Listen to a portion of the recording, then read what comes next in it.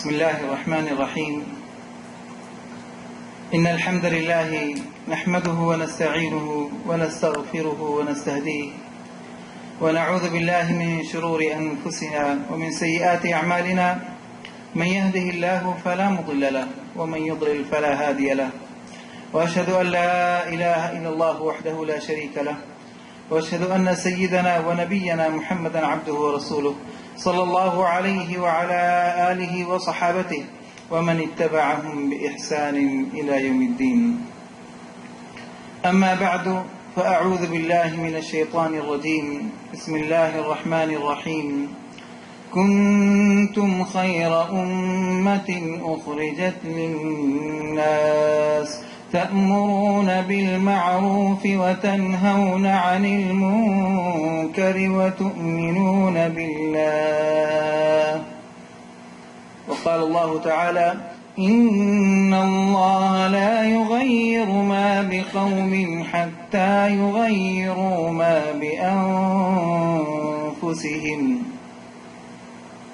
وعن عائشة رضي الله عنها قالت: دخل علي النبي صلى الله عليه وسلم فعرفت من وجهه أن قد حضره شيء، فتوضأ وما كلم أحدا، فلصقت بالحجرة أستمع ما يقول، فقعد على المنبر فحمد الله وأثنى عليه ثم قال: يا أيها الناس، إن الله تعالى يقول لكم: مروا بالمعروف وانهوا عن المنكر قبل أن تدعوني فلا يستجاب لكم أو فلا أستجيب لكم، وتسألوني فلا أعطيكم، وتستنصروني فلا أنصركم. رواه ابن ماجة وابن حبان في صحيحه. محترم بھائی بزرگ دوستوں، آج کا موضوع ہے کہ مسلمانوں کی موجودہ مسائل کا حل قرآن و سنت کی روشنی میں۔ اس وقت امت ہر جگہ پریشان حال ہے۔ ہر ملک کے اندر مسلمان پریشانی میں اور پریشانی کے دور سے اور زبوں حالی کے دور سے گزر رہے ہیں، تنگی میں، پستی میں، مختلف مسائل سے دوچار ہیں، اور ان مسائل کا شکوہ ہم سب کرتے ہیں اور سب ہم ان کا تذکرہ کرتے ہیں اور ان پر تبصرہ کرتے ہیں۔ فلاں جگہ یہ ہوا اور فلاں جگہ یہ ہو رہا ہے اور یہ حالات ہیں مسلمانوں کے اور یہ، لیکن یہ جو مسائل امت جس میں گرفتار ہے، اس کا خاتمہ کیسے ہوگا؟ ان مسائل سے امت کو نجات کیسے ملے گی؟ اللہ تعالیٰ نے اس کلام پاک میں جو قیامت تک کے لیے ہمیشہ باقی رہنے کے لیے نازل ہوا ہے اور قیامت تک آنے والے مسائل کا حل اللہ تعالیٰ نے قرآن پاک کے اندر ذکر کر دیا ہے۔ آپ صلی اللہ علیہ وسلم کی شریعت قیامت تک باقی رہنے والی شریعت ہے۔ اس شریعت کو کوئی ختم نہیں کر سکتا، اس دین کو کوئی مٹا نہیں سکتا۔ یہ بات مسلمہ ایک حقیقت ہے، اس کا ہم سب کو اعتراف ہے کہ دین اسلام اللہ تعالیٰ نے جس سے ہم کو یہ نعمت سے جو ہم کو اس سے نوازا ہے، اتنی عظیم نعمت ہے، قیامت تک باقی رہنے والی نعمت ہے، اور اس کو کوئی مٹا نہیں سکتا اور کوئی ختم نہیں کر سکتا۔ ہاں، یہ ضرور ہے کہ مسلمانوں کے اوپر اتار چڑھاؤ آتا رہتا ہے، حالات آتے رہتے ہیں اور حالات میں تبدیلی ہوتی رہتی ہے۔ تو حالات آنے کا سبب کیا ہے؟ یہ حالات جو آتے ہیں، یہ مسائل جو آتے ہیں، پریشانی، ان کا سبب کیا ہے؟ ایک زمانہ تھا کہ مسلمانوں کا اقبال تھا، عروج پر جا رہے تھے، دنیا کے اندر ان کا توتی بولتا تھا، دنیا کے اندر بڑی بڑی حکومتیں ان سے ڈرتی تھیں۔ آخر اس میں تبدیلی کیوں ہوئی؟ اللہ تعالیٰ کا قرآن پاک میں اللہ تعالیٰ نے قرآن پاک کے اندر ایک اٹل فیصلے کا ذکر کیا ہے، ایک اصول اور ضابطے کا ذکر کیا ہے۔ اس آیت میں جو میں نے آپ کے سامنے پڑھی، ان اللہ لا یغیر ما بقوم حتی یغیروا ما بانفسهم، اس آیت کے اندر دو جگہ ماں کا تذکرہ ہے، لا یغیر ما بقوم، پھر دوسری جگہ پہ حتی یغیروا ما بانفسهم۔ اس ماں سے کیا مراد ہے؟ پہلے ماں کے اندر اللہ تعالیٰ نے اس چیز کا تذکرہ اور اشارہ کیا ہے کہ امت کے اوپر جو اللہ تعالیٰ کی طرف سے انعامات ہوتے ہیں یا جو پریشانیاں آتی ہیں، وہ اللہ تعالیٰ ان کو ایسے ہی نہیں بدلتا۔ اللہ کی طرف سے جو خوشحالی ہے یا اگر فراخی ہے، جو بھی نعمتیں اللہ تعالیٰ کی طرف سے حاصل ہوئی ہیں، اللہ تعالیٰ کسی سے یوں ہی نہیں چھینتا. اللہ تعالیٰ کا یہ معاملہ نہیں ہے، بلکہ کیا ہے، بے سبب نہیں چھینتا ان سے. حالات کو بدون سبب کے، بغیر سبب کے نہیں بدلتا. دوسرے ماہ میں اس کا جواب دیا کہ حتی یغیروا ما بانفسہم، یہاں تک کہ وہ اپنے اعمال کو نہ بدلتے ہیں. جب ان کے اعمال بدلیں گے تو ان کا حال اعمال کے حساب سے بدل جائے گا. تو پہلے ماہ میں حال کا تذکرہ ہے، چاہے اچھا ہو یا برا. دوسرے ماہ میں اعمال کا تذکرہ ہے. تو اعمال اچھے ہوں گے تو حال اچھا ہوگا، اعمال برے ہوں گے تو حال برا ہوگا. تبدیلی آئے گی یہ اعمال کے بدلنے سے. جیسا عمل ہوگا، جیسی کرنی ویسی بھرنی، اس ویسے ہی اللہ تعالیٰ کا معاملہ ہمارے ساتھ ہوگا. ان اللہ لا یغیر ما بقوم حتی یغیروا ما بانفسہم. اب ہمارے اندر کی خرابی سے، ہمارے اعمال کی بگڑنے سے ہمارے حالات بدلے اور ہم پستی کی طرف جا رہے ہیں اور چلتے چلے گئے، کہاں سے کہاں پہنچ گئے. اب ان کو اگر ہم بدلنا چاہتے ہیں تو ان کو بدلنے کے لیے ہمیں اپنے اعمال کو بدلنا پڑے گا. اس حال کو بدلنے کے لیے اپنے اعمال کو ہمیں بدلنا پڑے گا. حتی یغیروا ما بانفسہم، جب تک کہ تمہارا عمل نہیں بدلے گا یہ حال اللہ کی طرف سے نہیں بدلے گا. یہ اللہ نے اصول ذکر کیا ہے، ایک ضابطہ اپنے کلام پاک کے اندر ذکر کیا ہے جو ایک اٹل حقیقت ہے. اور اللہ تعالیٰ نے اپنے کلام میں اس کی حقیقت بھی جگہ جگہ واضح کر دی ہے. مثالیں پیش کی ہیں کہ نمونہ پیش کیا اللہ تعالیٰ نے. دیکھو کہاں کس نے، ان قوموں نے کیا کیا، ان کے ساتھ کیا حشر ہوا.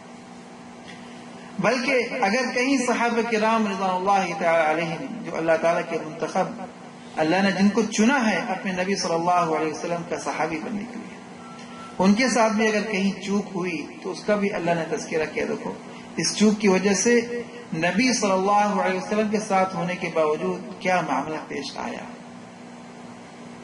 جب عمل بدلا تو حال کی تبدیلی میں اس کا اثر ظاہر ہوا. سورہ آل عمران میں اللہ تعالیٰ نے غزوہ احد کا تذکرہ فرمایا ہے. وَلَقَدْ صَدَقَكُمُ اللَّهُ وَعْدَهُ إِذْ تَحُسُّونَهُم بِإِذْنِهِ حَتَّى إِذَا فَشِلْتُمْ وَتَنَازَعْتُمْ فِي الْأَمْرِ مِن بَعْدِ مَا أَرَاكُم مَّا تُحِبُّونَ مِنكُم مَّن يُرِيدُ الدُّنْيَا وَمِنكُم مَّن يُرِيدُ الْآخِرَةَ. اس میں اللہ تعالیٰ نے کیا تذکرہ فرمایا؟ اللہ تعالیٰ صحابہ کرام سے مخاطب ان کو کر کے، مسلمانوں کو مخاطب کر کے کہتے ہیں دیکھو اللہ تعالیٰ نے تم سے جو وعدہ کیا تھا وہ اللہ نے سچ کر دکھایا. آپ صلی اللہ علیہ وسلم نے صحابہ سے دین کے غلبے کا، اسلام کے غلبے کا وعدہ کیا تھا، اور مختلف مقامات پہ اس بات کو ظاہر کرتے رہے کہ دیکھو ایک دن آئے گا کہ ہم غالب ہو کر رہیں گے. اور اس غزوے کے موقع پر بھی اس وعدے کو آپ صلی اللہ علیہ وسلم نے ظاہر فرمایا. تو جب مسلمان 700 مسلمان تھے اور 3000 مشرکین تھے، کفار مکہ آپ صلی اللہ علیہ وسلم سے مقابلے کے لیے آئے تھے. 1000 نکلے تھے مسلمان، اس میں سے 300 منافق راستے سے واپس چلے آئے تھے، 700 مسلمان رہ گئے تھے ان سے مقابلے کے لیے. تو اب جب 700 کا مقابلہ ہوا 3000 سے، تو مسلمان کبھی تعداد کے حساب سے نہیں جیتے، کبھی اپنی قوت کے حساب سے نہیں جیتے. آپ صلی اللہ علیہ وسلم جہاں بھی غلبہ ملا ایمان کی قوت سے ملا، اللہ تعالیٰ کی مدد سے ملا. ان تنصروا اللہ ینصرکم. تعداد میں کمزور تھوڑے ہیں، سامان کے لحاظ سے، اسلحے کے لحاظ سے ان کے پاس وہ چیزیں نہیں ہیں جو دشمن کے پاس ہے، اتنا اسلحہ نہیں ہے جو دشمن کے پاس تھا. تو ابتدا میں تو آپ صلی اللہ علیہ وسلم اور صحابہ کو اللہ نے فتح دی، غالب آ گئے. 700 کے مقابلے میں 3000 نہیں ٹھہر سکے، میدان چھوڑ کے بھاگنے لگے. صحابہ کہتے ہیں یہاں تک کہ عورتیں تیزی کے ساتھ اپنا زیور، اپنا سامان چھوڑ کے بھاگ رہی. اب جب وہ دشمن بھاگا تو مسلمانوں نے، اللہ نے جو ان کو مال غنیمت ان کے حصے میں رکھا تھا اس کو اٹھانا شروع کیا. آپ صلی اللہ علیہ وسلم نے 50 صحابہ کو مقرر کیا تھا جبل الرما پہ. احد کے موقع پہاڑ ہے جبل الرما جو ہے وہ ابھی موجود ہے. مقرر کیا تھا کہ دیکھو تم یہاں سے نہ ہٹنا، تم یہاں یہیں پر رہنا، اگر تم یہ دیکھو کہ دشمن ہم پر غالب آ رہا ہے تب بھی تم اسی مقام پر رہنا، وہاں سے ہٹنا مت، اور سختی کے ساتھ تاکید کی۔ جب مسلمانوں کو فتح ہوئی اس موقع پر ان لوگوں نے دیکھا کہ اب تو دشمن بھاگ رہا ہے، وہ تو جا رہا ہے، اب تو معاملہ ختم ہو گیا، اللہ نے ہمیں فتح دے دی، ہم غالب آ چکے ہیں، اب ہم یہاں رک کے کیا کریں؟ اب جس طرح دوسرے صحابہ مال غنیمت جمع کر رہے ہیں تو ہم بھی جا کے ان کے ساتھ شریک ہو جاتے ہیں۔ تو ان کا جو ذمہ دار آپ صلی اللہ علیہ وسلم جن کو امیر مقرر کیا تو انہوں نے منع کیا کہ دیکھو اللہ کے نبی صلی اللہ علیہ وسلم نے سختی سے کہا تھا کہ یہاں سے مت ہٹنا، چاہے کس حال میں بھی ہم کو دیکھو یہاں سے ہٹنا نہیں۔ اب ان لوگوں نے کیا کہا، جیسے لوگوں کو عادت مطلب نکالنے کی، تو انہیں مطلب نکالا کہ اللہ کے نبی صلی اللہ علیہ وسلم کا مطلب یہ نہیں تھا کہ ہم فتح ہو جائے تب بھی یہاں رہیں، بلکہ مطلب یہ تھا کہ بھئی تم اسی مقام پہ رہنا جب تک کہ ہمارا مقابلہ ہو رہا ہے، جب مقابلہ اب تو ختم ہو چکا ہے تو اب تو مقصد یہ نہیں تھا کہ مقابلہ ختم ہونے کے بعد بھی ہم یہیں ٹھہرے رہیں، اب دشمن تو چلا گیا، اب ہم یہاں رک کے کیا کریں گے؟ تو ان کے امیر نے منع کیا کہ نہیں، ہم تو جب تک اللہ کے نبی صلی اللہ علیہ وسلم کا حکم نہیں آئے گا تو میں یہاں سے نہیں ہٹوں گا۔ اب ان سے یہ چوک ہوئی کہ انہی نے مطلب اپنے یعنی قصداً انہی نے غلطی نہیں کی، یعنی جان بوجھ کے، بلکہ مطلب نکال کے امیر کی مخالفت تو کی اور وہاں سے اتر گئے۔ اب جبل الرما سے جب یہ اترے تو اس وقت خالد بن ولید جو ابھی مسلمان نہیں ہوئے تھے انہوں نے دیکھ لیا کہ یہ پہاڑ خالی ہو گیا ہے، یہ مسلمانوں کے پیچھے کے حصے مسلمان آگے تھے، پہاڑ ان کی پشت کی طرف تھا، یہ لوگ پشت کی طرف سے حفاظت کر رہے تھے کوئی پیچھے سے حملہ نہ کرے۔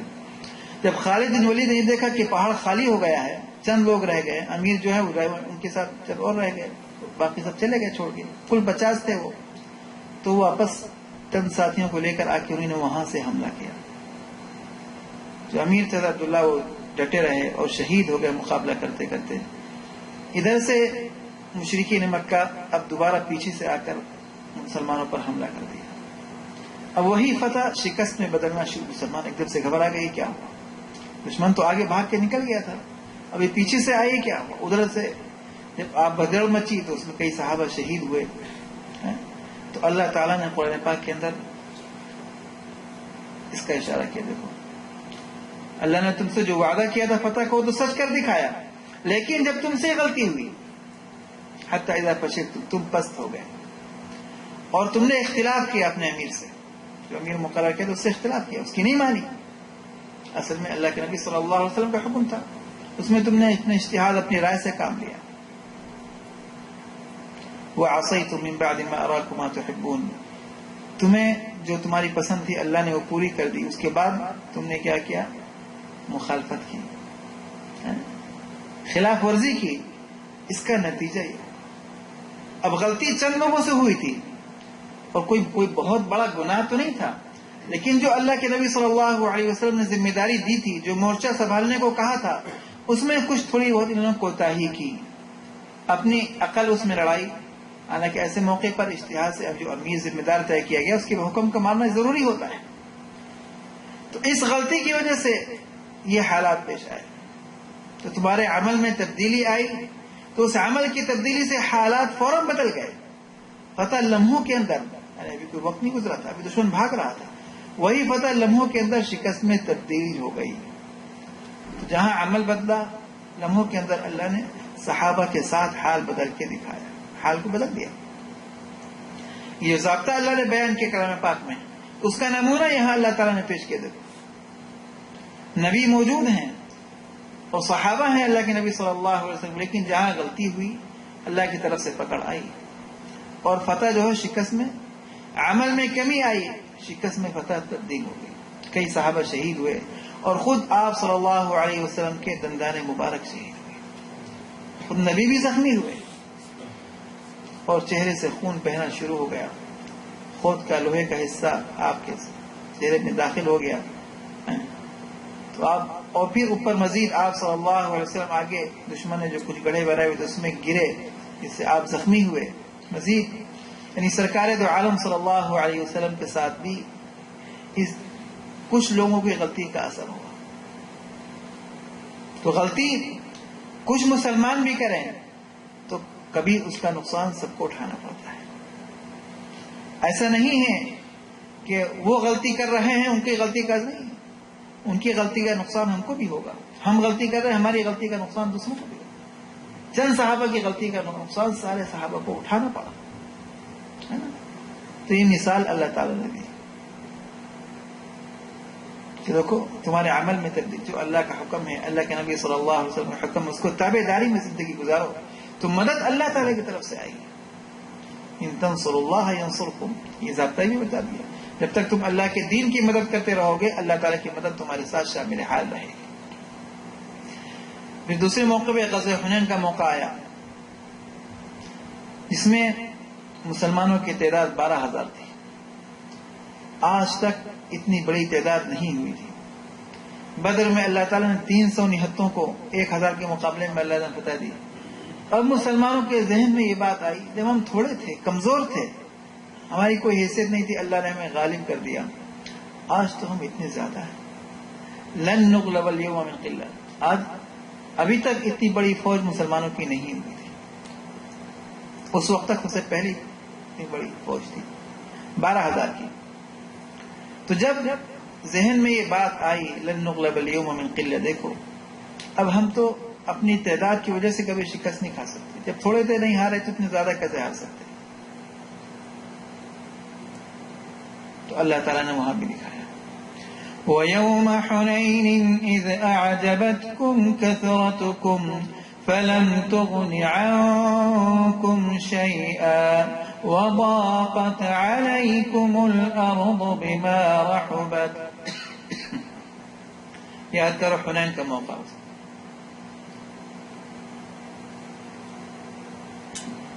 آپ صلی اللہ علیہ وسلم جب اپنے ساتھیوں کے ساتھ گھاٹی میں اترے تو دشمن پہلے سے تیار بیٹھے تھے، حوازن والے. انہی نے اپنی کمین گاہیں بنا رکھی تھی اور تیر چلانا اچانک ایسے شروع کیا کہ بھگدڑ مچ گئی. اور صحابہ اچانک جب تیر برسنا شروع ہوئے اوپر سے تو پریشان ہو گئی کیا ہوا. تو اللہ تعالی نے کہا دیکھو جب تمہاری نگاہ کثرت کی طرف گئی تو ایمان میں خرابی آئی، وہاں عمل میں خرابی آئی تو اس کا یہ اثر ہوا. یہاں ایمان میں تھوڑا فرق آیا، نگاہ اللہ سے ہٹی. جہاں اللہ سے نگاہ ہٹے گی وہاں معاملہ بدل جائے گا. تو جب اللہ تعالیٰ سے نگاہ ہٹی تو اس کا نتیجہ یہ ہوا کہ وہاں بھی حالانکہ آپ صلی اللہ علیہ وسلم نے ان کو فتح کی خوشخبری سنا دی تھی پہلے اور آخر میں فتح ہوئی، لیکن شروع میں کئی صحابہ بھاگے اور کئی شہید ہوئے. آپ صلی اللہ علیہ وسلم چند صحابہ کے ساتھ اپنی جگہ پہ جمے رہے اور مقابلہ کرتے رہے. اور حضرت عباس کو حکم دیا آواز صدا لگاؤ انا النبی لا کذب انا ابن عبد المطلب. تو ان کی آواز سن کے پھر لوگوں نے واپس آنا شروع کیا. لیکن شروع میں بھگدڑ مچی، کئی صحابہ بھاگی، کئی زخمی ہوئے. تو یہ جو ہوا کس وجہ سے ہوا؟ فرمایا تمہاری نگاہ اللہ سے ہٹ کر کثرت پہ چلی گئی. تو تمہارا معاملہ کبھی کثرت کے ساتھ نہیں ہے، تمہارا معاملہ قوت کے ساتھ نہیں ہے، تمہارا معاملہ اللہ تعالیٰ کے ساتھ ہے. جب تک اللہ پر نگاہ رہے گی اور اللہ کے حکموں کی تابعداری کرتے رہو گے، اسباب و وسائل کا اختیار کرنا کا حاصل کرنے کا اللہ نے حکم ضرور دیا ہے. فرمایا وَأَعِدُّوا لَهُم مَّا اسْتَطَعْتُم مِّن قُوَّةٍ، جتنا تمہارے بس میں ہے اتنی قوت کو حاصل کرو. یہ اللہ نے حکم دیا قرآن پاک کے اندر، لیکن بنیاد ہی نہیں دی. اس قوت کو حاصل کرنے کے بعد نگاہ اللہ کے پر ہے. یہ مت سمجھنا کہ ہمارا ایٹم بم یا ہماری میزائلیں یا ہمارے F-16 یا ہمارے ان چیزوں سے ہم جو غالب آ جائیں گے. نہیں، ہم غالب تو اللہ کی مدد سے آئیں گے. اللہ کی مدد ہوگی. دشمن کے پاس ہم سے زیادہ پہلے بھی تھا اور اب بھی ہے. صحابہ کے مقابلے میں بڑی بڑی طاقتیں آئیں. فارس اور روم صوبہ پاور طاقت تھی اس زمانے کی. صحابہ کی یہ جزیرۃ العرب والوں کی ان کے سامنے کوئی حیثیت بھی نہیں تھی. وہ لوگ تو نگاہ اٹھا کے بھی نہیں دیکھتے تھے ان کو. ان کی حیثیت ہی کیا، خانہ بدوش لوگ ہیں، بکریاں چرانے والے، یہ کیا کریں گے. ان پر حکومت بھی کرنا وہ لوگ گوارا نہیں کرتے تھے کہ ہمیں کیا ملے گا صحرا سے، ریگستانی زمین ہے یا کچھ ہے بھی نہیں، اور ان پر حکومت کر کے اپنے آپ کو پریشانی ملا، یہ سمجھتے تھے وہ. آپ صلی اللہ علیہ وسلم جب آئے اور آپ صلی اللہ علیہ وسلم نے آ کے اس قوم کو بدلا. وہ قوم پہلے جو کچھ اور تھی اس کو بدل کے کچھ اور بنا دیا. جس کی نگاہ، جس کی زندگی جو ہے لڑائی جھگڑوں میں گزر رہی تھی، معمولی باتوں میں جو ہے آپس میں خانہ جنگیاں ہوا کرتی تھی، کوئی کام ہی نہیں تھا ان کے پاس. تو آپ صلی اللہ علیہ وسلم نے ان کو بدل کر ایسا بنا دے، ایثار اور ہمدردی کرنے والی اور خیر خواہی کرنے والی، انسانیت پر رحم دلی کرنے والی، دنیا سے مال و اسباب سے نکاح، جو دوسروں کا چھین کر کھانے والے تھے اب دوسروں پر خرچ کرنے والے بن گئے. جب فارس سے مقابلے کے لیے گئے حضرت عمر بن خطاب رضی اللہ عنہ زمانے، حضرت سعد بن وقاص رضی اللہ عنہ جب پہنچے تو دشمن نے جب یہ حالات دیکھے کہ ان کے سامنے بڑی بڑی قوتیں آتی ہیں، وہ ٹکرا کے ان سے مقابلہ نہیں کر پاتی. دیکھنے میں کمزور نظر آتے ہیں، نہتے نظر آتے ہیں، لیکن ان کے ساتھ ایسی طاقت ہوتی ہے غیبی جو ہمیں نظر نہیں آتی.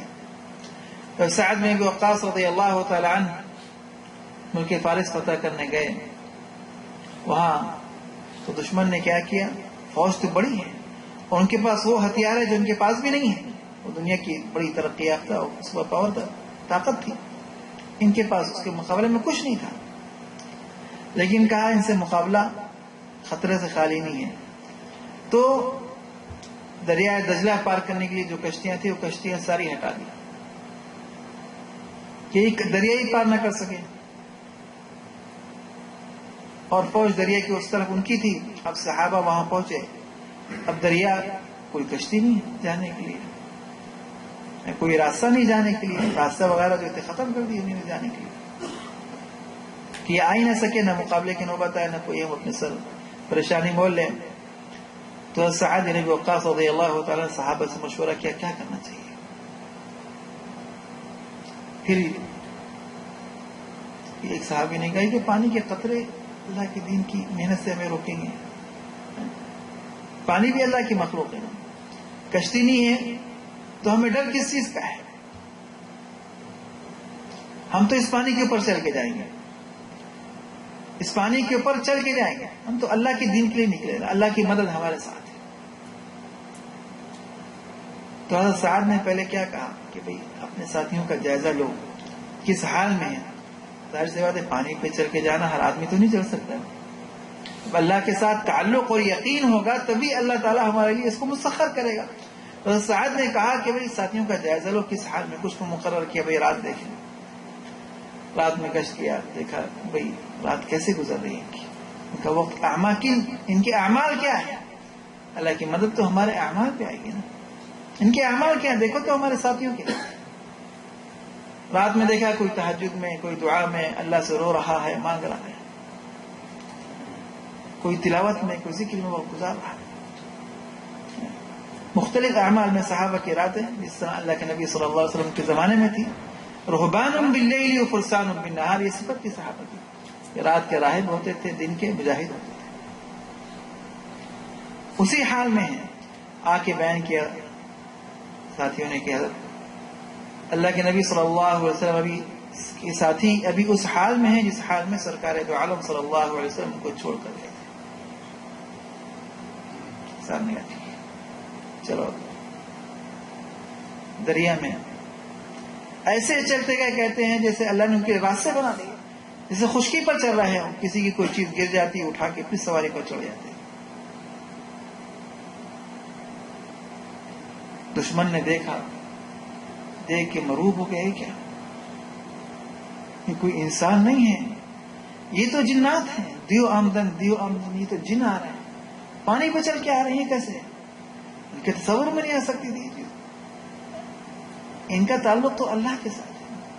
ان کے ذہن میں تو کیا ہے، مادیت ہے، مخلوق ہے. ان کے تصور یہ تو ما وراء المادیت چیز ہے نا. یہ دیو آمدن کہہ کے میدان چھوڑ کے بھاگ گئے.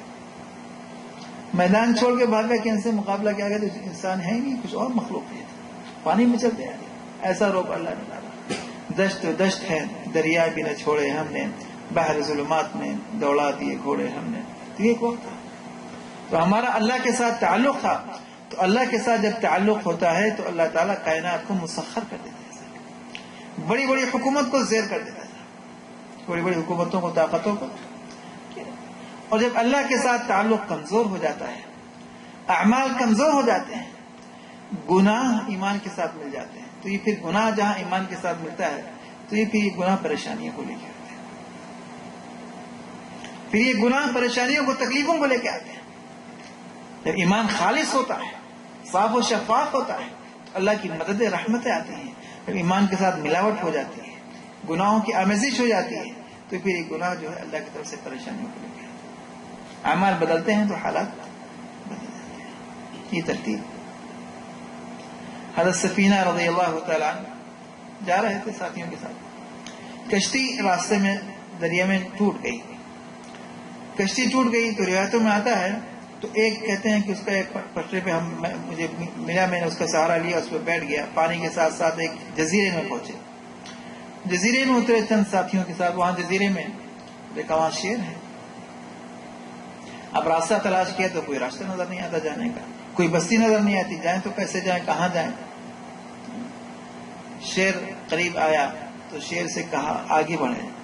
انسان کی حالت کیا ہے کہ جو شیر کو دیکھ کے تو انسان ڈرتا ہے، ہوا نکل جاتی ہے لوگوں کہ اب جان کا مسئلہ، اپنی فکر لگ جاتی ہے، لیکن ان کا ایمان اور یقین اتنا بنا تھا، ہم تو اللہ کے دین کی محنت کے لیے نکلے ہیں، یہ اللہ کی مخلوق ہے، ہمارا کیا کرے گی۔ شیر سے مخاطب ہو گئے، آگے بڑھے، شیر کے قریب گئے، کہا دیکھو ہم سفینہ ہیں، میرا نام سفینہ ہے، میں اللہ کے نبی صلی اللہ علیہ وسلم کا ساتھی ہوں، اور ہمیں یہاں کوئی راستہ نظر نہیں آتا، کدھر جانا ہے، ہم راستے کی تلاش میں آئے۔ تو شیر ان کے قریب آیا اور ان کے سر لگایا اور آگے چلنے لگا، اور یہ پیچھے چلا۔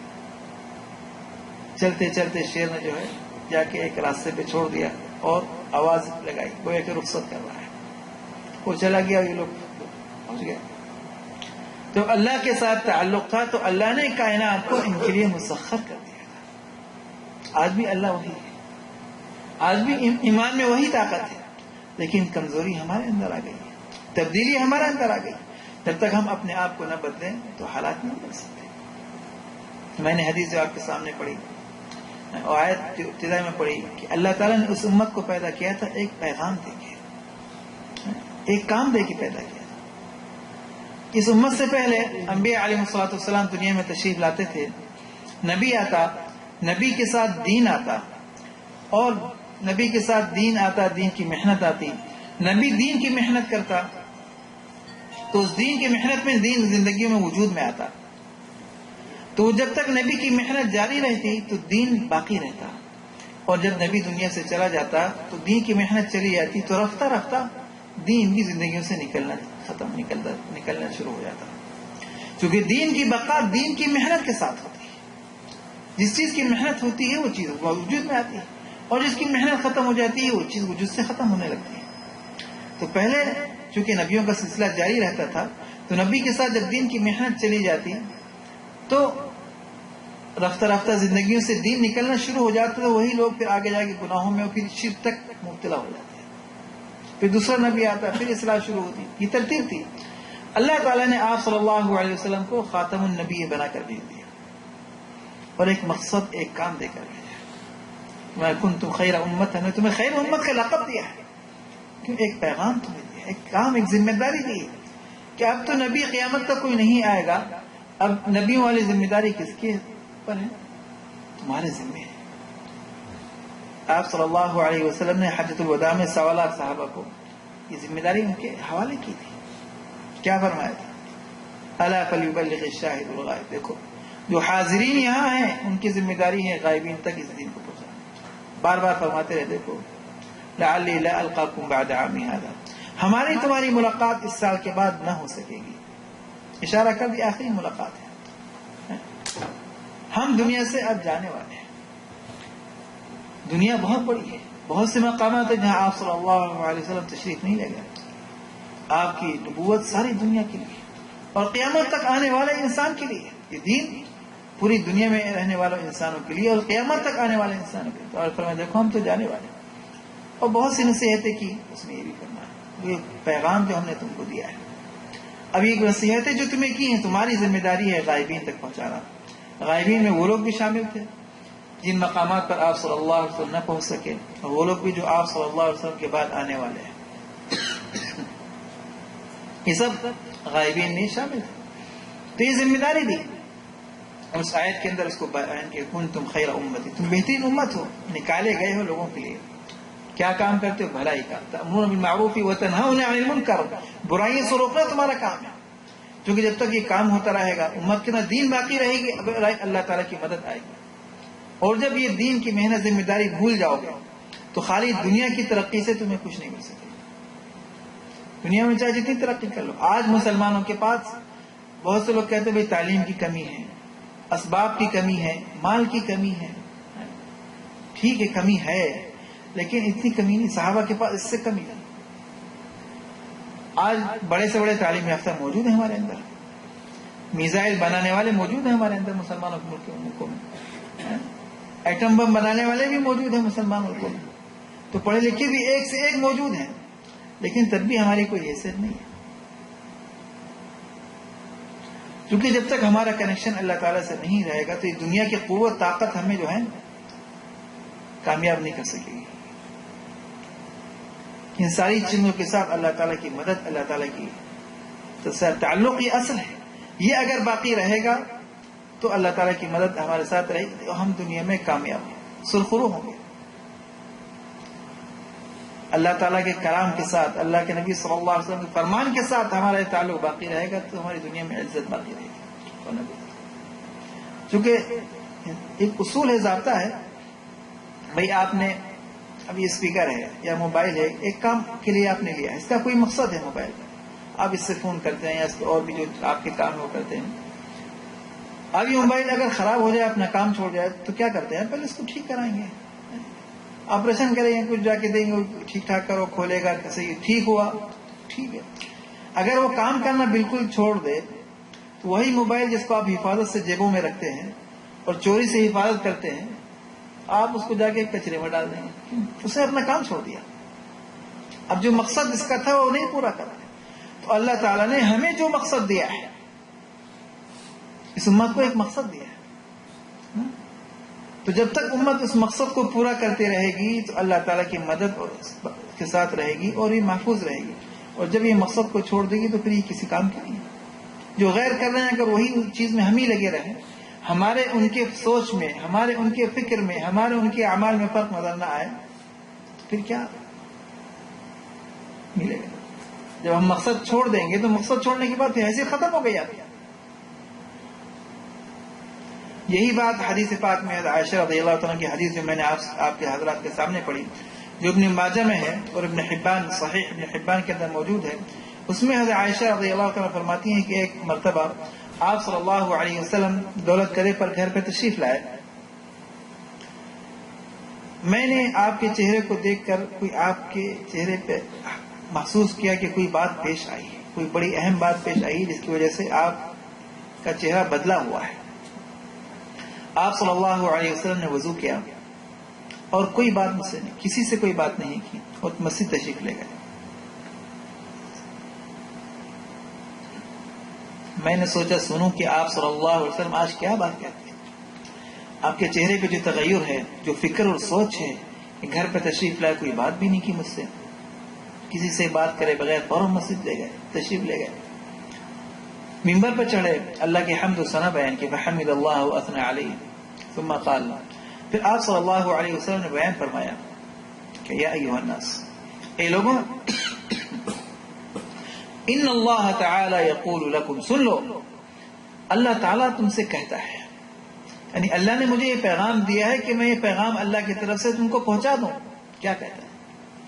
مروا بالمعروف وانہوا عن المنکر. دیکھو یہ بھلائیوں کا کام کرتے رہو، بھلائی کا حکم دینا اور برائی سے روکنا، یہ جو تمہارا مقصد حیات ہے اس امت کا. اس امت کو اللہ نے اسی وجہ سے خیر امت کا لقب دیا. یہ کام تم کرتے رہو قبل اس کے کہ وہ دن آئے. تم جب یہ کام اگر چھوڑ دو گے تو کیا ہوگا؟ ان تدعونی فلا استجیب لکم، کہ تم مجھ سے دعا کرو گے اور میں تمہاری دعاؤں کو قبول نہیں کروں گا. مجھ سے سوال کرو گے، میں تمہارے سوال کو پورا نہیں کروں گا. مجھ سے مدد چاہو گے، میں تمہاری مدد نہیں کروں گا. کیوں؟ جب تم نے مقصد چھوڑ دیا تو پھر اب تمہارا اس کی اللہ کے جو وعدے ہیں وہ پورے نہیں ہیں. آپ صلی اللہ علیہ وسلم یہ بات فرمائی اور منبر سے اتر گئے. یہ حقیقت ہے کہ اللہ نے جو کام تمہیں دیا ہے اس کام کو اگر تم نہیں کرو گے، آج ہمیں اکثر کا وہی حال ہے کہ اپنی سوچ میں رہتے، اپنی بھی کیا، اپنی دنیا کی فکر بنانے کا. اپنی دنیا کی ترقی کی تو ہر ایک انسان فکر کر رہا ہے، لیکن اپنی امت کی ترقی اور آخرت کی ترقی کس لحاظ سے؟ اعمال کی تبدیلی کے لحاظ سے.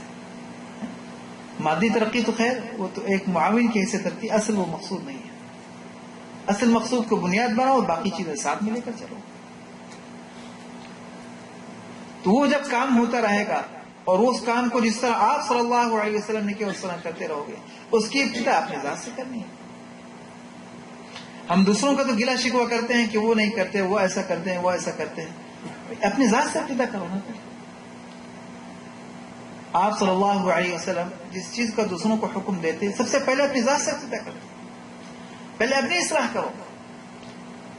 جب آپ ایک چراغ جلے گا تو چراغ سے دوسرا چراغ جلے گا. اپنے اعمال میں ہم تبدیلی لائیں. علیکم انفسکم، اللہ تعالیٰ فرماتے ہیں یا ایھا الذین آمنوا، ایمان والو پہلے اپنی فکر کرو. جب تم اپنی فکر کرو گے تو پھر اپنی اصلاح کر لو گے. پھر لیکن یہ نہیں کہ اپنی اصلاح کر کے بیٹھ گئے، نہیں، دوسروں کو بھی فکر کرنا ہے، لیکن ابتدا اپنے سے کرنی ہے. تو پھر دوسروں کی غلطیوں سے تمہیں کوئی نقصان نہیں. ان کی لا یضرکم من ضل، ان کی گمراہی سے تمہیں کوئی پریشانی نہیں آئے گی. آپ صلی اللہ علیہ وسلم کا معمول کیا تھا کہ لوگ امت پر فرض کی 5 نمازیں، لیکن آپ صلی اللہ علیہ وسلم کے خالی 5 پڑھتے تھے، اس سے زیادہ پڑھتے تھے. نفلے اتنا تہجد کا اتنا اہتمام کرتے تھے تہجد کہ آپ صلی اللہ علیہ وسلم کے پاؤں مبارک میں ورم آ جاتا. حدیث پاک میں ہے، عائشہ رضی اللہ تعالیٰ کی، عائشہ کہتی ہے میں نے کہا یا رسول اللہ، اے اللہ کے نبی صلی اللہ علیہ وسلم، آپ اپنے آپ کو اتنا کیوں تھکاتے ہیں؟ وقد غفر اللہ لك ما تقدم من ذنبك وما تاخر، اللہ تعالیٰ نے آپ کے اگلے پچھلے سب کچھ معاف کر دیا. کیا بات کہ آپ کے پاؤں مبارک میں ورم آ گیا، اتنا کیوں تھکاتے ہیں؟ فرمایا افلا اکون عبدا شکورا، کیا میں شکر گزار بندہ نہ بنوں؟ کر کے بھی جتنا حکم دے رہے اس سے زیادہ کر کے دکھا، اس سے آگے بڑھ کر. امت پر اللہ تعالیٰ نے فرض کی 2.5% زکات، 40واں حصہ زکات کا، اور آپ صلی اللہ علیہ وسلم بذات خود کچھ نہیں بچا دیتے. نمونہ یعنی بتاتے اپنے گھر میں جو کچھ آتا فوراً خرچ کر دیتے. فرض تو 2.5% ہے اور اللہ ترغیب دیتے خرچ کرو اللہ کی راہ میں، اپنی ضرورت کو بھی پورا کرنا کا حکم ہے. لیکن آپ صلی اللہ علیہ وسلم کا کیا حال تھا کہ گھر میں کچھ نہیں بچاتے تھے. عائشہ کیا فرماتی، ایک ماہ آتا، ایک چاند، دوسرا چاند، تیسرا چاند نکل آتا، چولہا جلنے کی نوبت نہیں آتی.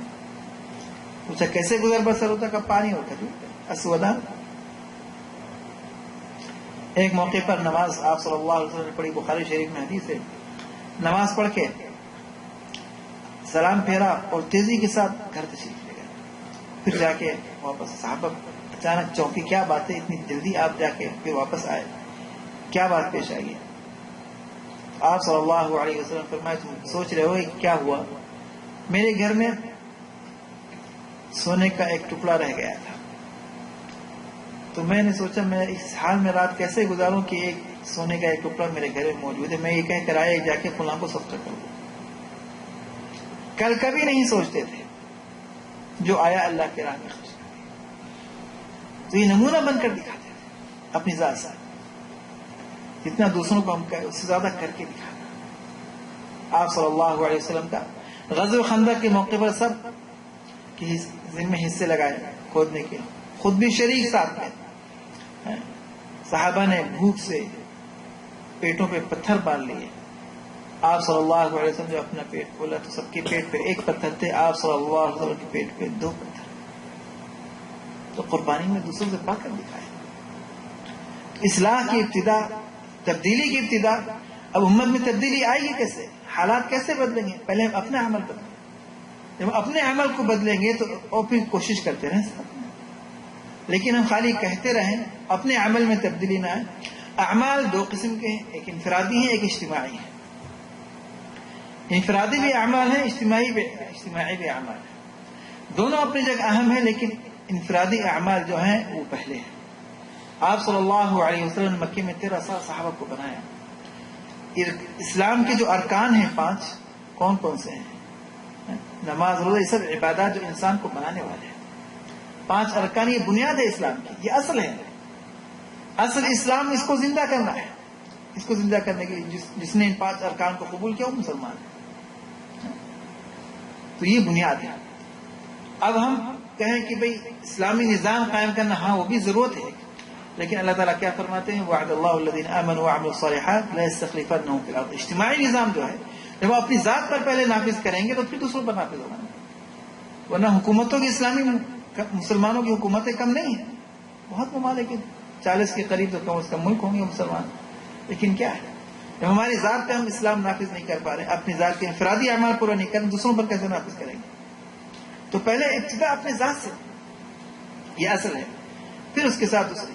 تو یہ خلافت یا یہ کہ اللہ تعالیٰ فرماتے کہ یہ موجود ہے کہ ہم اللہ کی طرف سے وعدہ ہے، کس کے لیے؟ وعد اللہ الذین آمنوا، جو ایمان لائے، وعملوا الصالحات، نیک اعمال کیے۔ نیک اعمال کیا ہے؟ اسلام کے 5 ارکان بنیادی نیک اعمال ہے۔ تو تم ان چیزوں پر آؤ گے تو اللہ تعالیٰ کی طرف سے پھر تمہیں خلافت دی جائے گی۔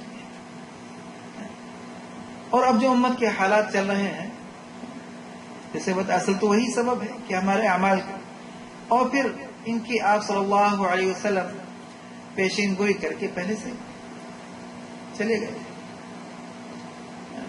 کہ ایسے دن آئیں گے، ایسے حالات امت کے ساتھ پیش آئیں گے۔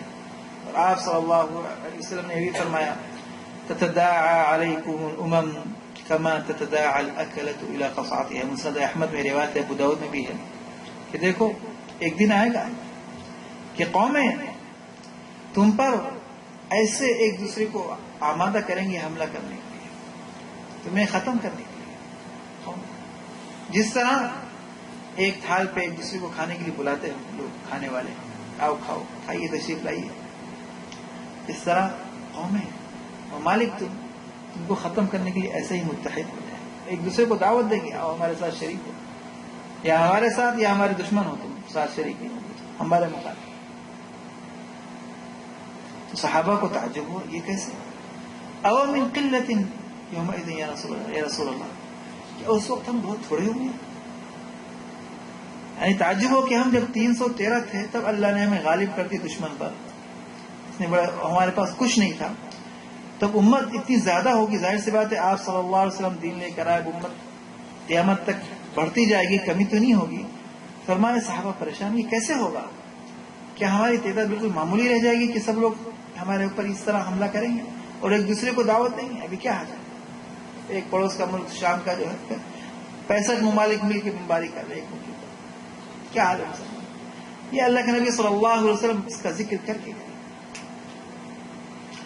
اللہ کے نبی صلی اللہ علیہ وسلم فرمایا نہیں، انکم یومئذ کثیر، تمہاری تعداد بہت ہو، تم کم نہیں ہوگے تعداد کے لحاظ سے، ولکنکم غثاء کغثاء السیل، لیکن تمہارا حال ایسے ہوگا جیسے کہ سیلاب کا جھاگ، سیلاب میں تنکے بہ رہے ہوتے ہیں، ویسے تمہارا حال، کوئی حیثیت نہیں دنیا کے اندر، جدھر سیلاب جا رہا اس طوفان جا رہا اسی کے ساتھ جا رہا ہے۔ کس وجہ سے؟ وہ بھی فرمایا کہ اس وقت دشمن سے تمہارا روب اٹھا دیا جائے گا اور تم مروب ہو جاؤ گے۔ پھر ایک روایت کے الفاظ میں بھی فرمایا صلی اللہ علیہ وسلم، اس کی بنیادی 2 وجہ ہیں، حب الدنیا و کراہیت الموت۔ حب الدنیا کا جو سبب اساسی اس وقت کیا ہے کہ تمہارے اندر دنیا کی محبت غالب آ جائے، ہر ایک اپنی دنیا کے بنانے میں لگا جائے، دنیا کی محبت غالب آ جائے گی۔ تو جب دنیا کی محبت غالب آ جائے گی تو اللہ کی مدد ہٹ جائے گی، اور موت سے نفرت غالب آئے گی، موت سے انسان بھاگے گا۔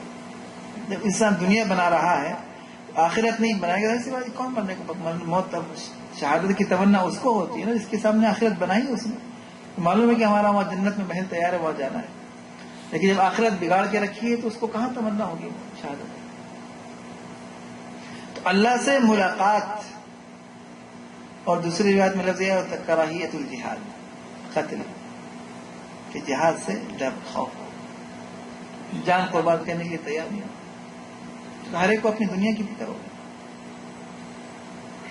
تو آج امت کا حال اسی حدیث کا نمونہ ہے، ساری قومیں، سارے ممالک متحد ہو کر ہمارے مخالف۔ تو ہم جو ہم کر سکتے ہیں، ہر انسان یہ سوچتا ہے بھئی وہ کیا فلاں کیا کرے، یا ہمارے اسلامی حکومتیں کیا کریں، ہم اپنی ذات سے جتنا ہمارے بس میں ہو تو ہم کریں، جو ہمارے بس میں ہے وہ ہم اپنی ذات سے ابتدا کریں، باقی دوسروں کو اللہ سے مانیں۔ جو کوشش میں ہم کر سکتے ہیں اس کی ہم کوشش کرتے رہیں، تو جب ہم تبدیلی ابتدا اپنی ذات سے ابتدا کریں گے تو کوئی حالات اعمال میں تبدیلی آئے گی، اور جب اعمال میں تبدیلی آئے گی پھر انشاءاللہ اس کے حساب سے حالات بدلیں گے۔ یہ اللہ کا وعدہ ہے، لا یغیر ما بقوم حتی یغیروا ما بانفسہم۔ اگر تم بدلنا چاہتے ہو حالات کو، جب تک اپنے حالات کو نہیں بدلو گے تو اللہ تعالیٰ تمہاری حالت کو نہیں بدلے گا۔ اپنی حالت کو بدلنا کیا؟ اپنے اعمال کو بدلنا، ما بقوم حتی یغیروا ما بانفسہم، جیسے آپ کو یہ دونوں ماں ہیں، تو اپنے اندر کا جو ماں ہے وہ بدلیں، اعمال بدلیں، اللہ تعالیٰ کی طرف سے پھر حالات کی تبدیلی کا فیصلہ ہوگا۔ اللہ تعالیٰ ہم سب کو اس پر عمل کرنے کی توفیق عطا فرمائے۔ وآخر دعوانا الحمد للہ رب العالمین، وصلی اللہ وسلم۔